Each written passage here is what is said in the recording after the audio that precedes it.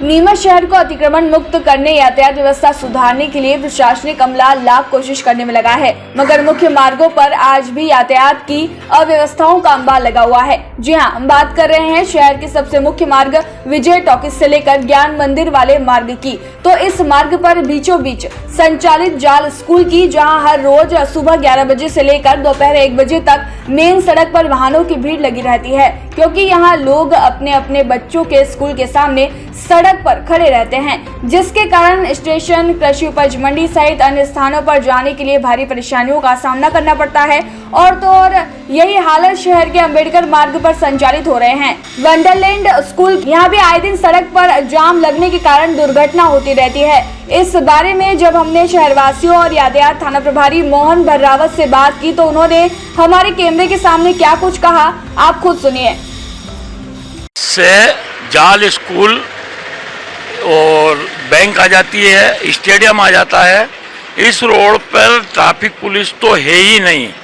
और आज नीमच की दुर्गति यूँ होती जा रही है कि फुवारा चौक से लेके आप रेलवे फाटक तक चले जाइए, दिन में कहीं कोई ट्रैफिक पुलिस जवान ऐसा नहीं मिलेगा जो शहर की यातायात को व्यवस्थित कर सके।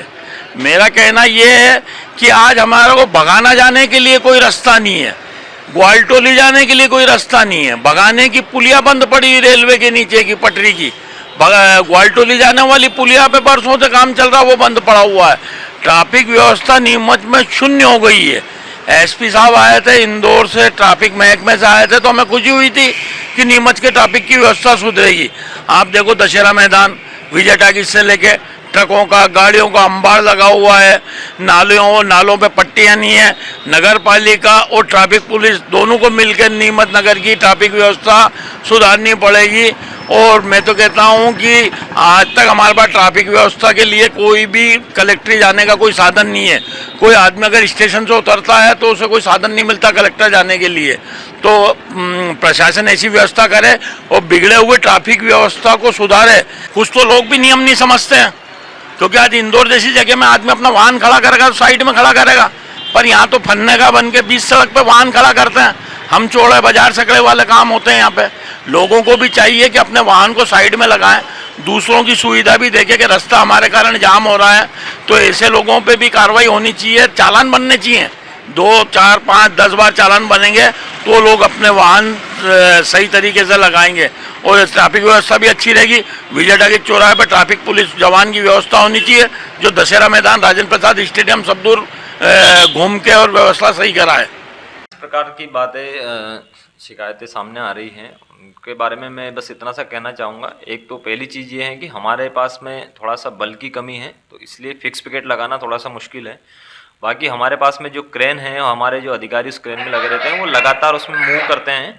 दशहरा मैदान में जितने भी और जाल स्कूल या जहाँ भी आप बता रहे हैं, वहाँ पे लगातार भ्रमण किया जाता है और लगातार जो है बदल बदल के चेकिंग पॉइंट भी लगाए जाते हैं। क्योंकि अमला कम है तो इसमें थोड़ा सा फिक्स पिकेट लगाना थोड़ा मुश्किल है। जहाँ भी शिकायतें मिलती है इस प्रकार की, वहाँ पे तत्काल कार्रवाई यातायात पुलिस के द्वारा की जाती है। बिल्कुल, ये तो देखिए यातायात का ऐसा मामला है कि किसी व्यक्ति या किसी संस्थान के द्वारा अकेले सारी व्यवस्थाएं करना ये संभव नहीं हो पाता है। इसके लिए सबसे ज़रूरी जो चीज़ है वो है जनता का अवेयर होना। जब तक जनता इस चीज़ के लिए अवेयर नहीं होगी, यातायात नियमों का स्वयं पालन करना नहीं सीखेंगे, तब तक यातायात व्यवस्था में आपको बहुत ज़्यादा सुधार एकदम से नज़र नहीं आएगा। जब तक आम जनता इसमें सहयोग नहीं करेगी। और जनता से मैं हमेशा यही अपील करता हूं कि आप जो है स्वयं नियमों का पालन करें, स्वयं व्यवस्था बनाने में सहयोग करें, तो ये व्यवस्था हम बेहतर इस नीमच शहर में दे सकते हैं। दौर में देखा जाए तो नीमच शहर का हृदय स्थल फंवारा चौक है। फंवारा चौक से आप शुरू करिए, विजय टॉकीज चौराहे तक कई बैंकें बीच में आती है। और आपने जो बताया दशहरा मैदान और अंबेडकर मार्ग रोड पर स्थित स्कूल, तो इन स्कूलों में जब छुट्टियां होती है तो वहां पर उनके बच्चों के अभिभावक वाहन लेके खड़े रहते हैं। उससे कई घंटे तक यातायात व्यवस्था प्रभावित होती है। अभी कुछ दिन पूर्व शहर में यातायात के सुधार को लेके अपना अमला चला और वो नाहक दुकानदारों को परेशान करके इतिश्री कर लेते हैं, जबकि दुकानदारों से आगे कई लोगों के अवैध अतिक्रमण, घूमटियाँ, ये नीमच शहर के लिए कहा जाता था कि नीम की लकड़ी चंदन से कम नहीं और हमारा नीमच लंदन से कम नहीं।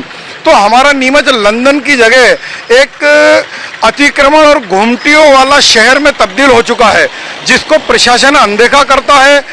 अपना बैंक जो शहर में मुख्य मार्गों पर बैंक है, बैंक के बाहर अनेक वाहन खड़े रहते हैं सुबह 11 बजे से लेकर शाम 5 बजे तक।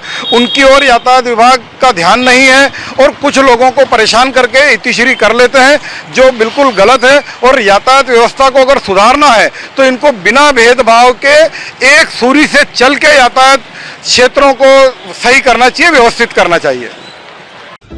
नीमच से मुश्ताक अली शाह की ये रिपोर्ट।